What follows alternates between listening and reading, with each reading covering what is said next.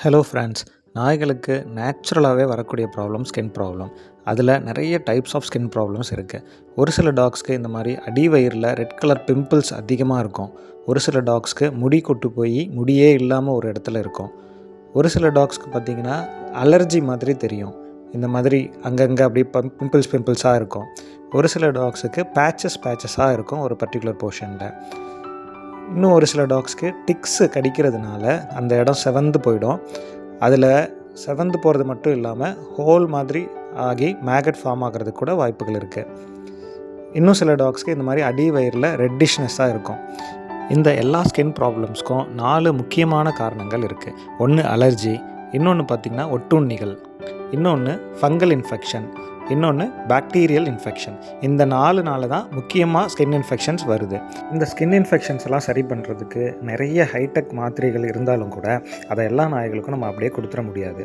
பர்டிகுலராக குட்டி நாய்கள், வயசான நாய்கள், நோய்வாய்ப்பட்ட நாய்களுக்கு அதை கொடுக்கறது ரெக்கமெண்டட் கிடையாது.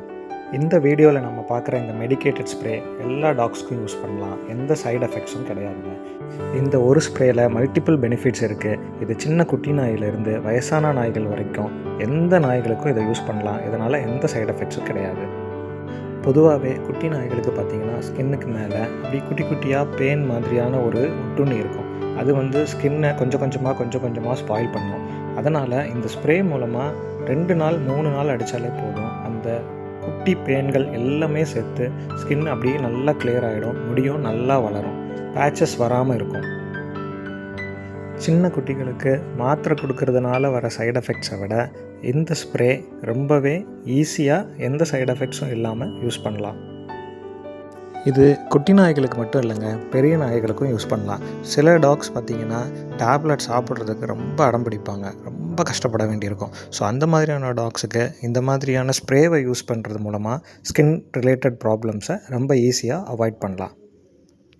அது மட்டும் இல்லைங்க, சில டாக்ஸ் பார்த்திங்கன்னா ரொம்ப நாள் மெடிக்கேஷன்ஸில் இருப்பாங்க.